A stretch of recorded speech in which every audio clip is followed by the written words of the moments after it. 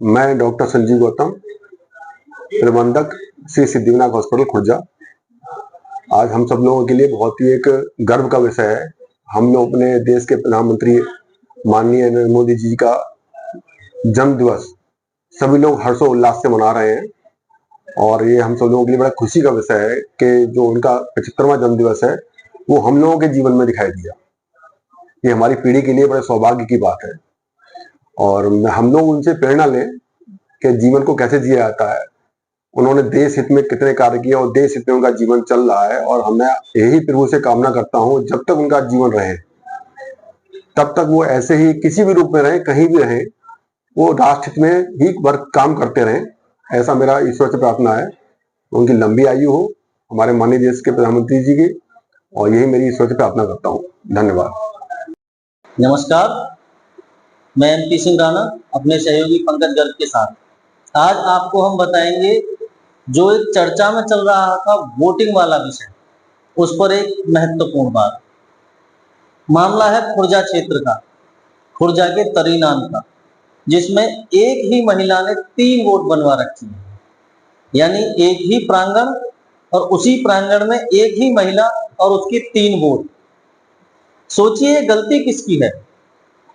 आखिर BLO का काम क्या है और जो BLO से ऊपर है व्यक्ति वो क्या कर रहे हैं? क्या उनको दिखाई नहीं देता है?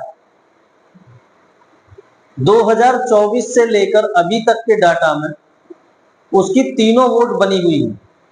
हम आपको पूरा विजुअल में दिखाएंगे, जो चित्र है वोटर लिस्ट के और आपके जो उसके कार्ड जारी हुए हैं उन सबको हम आपको दिखाएंगे। किसी की नजर नहीं गई इस पर, तो आखिर गोलमाल चल कैसे रहा है? कौन है आरोपी? या जो BLO है उन्होंने अपनी लापरवाही दिखाई है, वहां नहीं गए। और BLO ही छोड़िए, जो BLO से ऊपर है, ARO या RO, जो भी व्यक्ति संबंधित है इसका, वो क्यों नहीं निरीक्षण करते? इस पर हमने उपजिलाधिकारी खुर्जा से बात की। उन्होंने 2 दिन का समय दिया, 2 दिन में इस पर कार्रवाई की जाएगी। देखिए SDM ने क्या कहा। एक वोटर लिस्ट में नाम प्रकाश में आया खुर्जा में कि एक ही व्यक्ति के 3 आई कार्ड इशू और 3 वोट बने हुए, तो 3 वोट का अधिकारी एक व्यक्ति है या नहीं?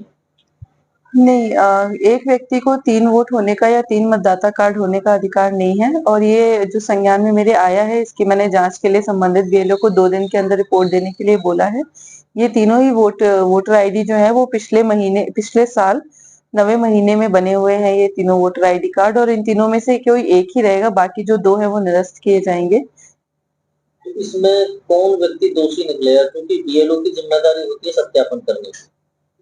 जी, इसमें जांच की जाएगी और जो भी दोषी पाया जाएगा उसके विरुद्ध जो नियमानुसार कार्रवाई है वो की जाएगी।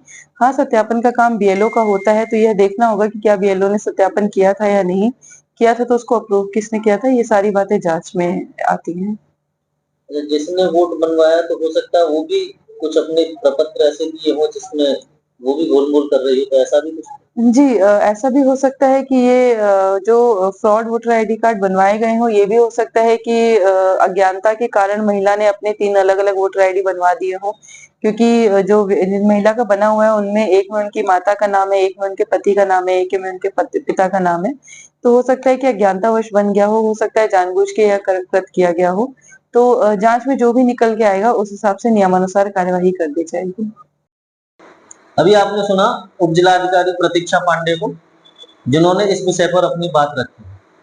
अब हम आपको बता दें कि ये वोटर लिस्ट यानी मतदाता सूची में जो नाम है वो है किसका और इनमें तीनों में फर्क क्या है। मतदाता का नाम है रेशमा। एक मतदाता पहचान पत्र में उसमें लिखा है रेशमा पत्नी मोहम्मद आसिफ।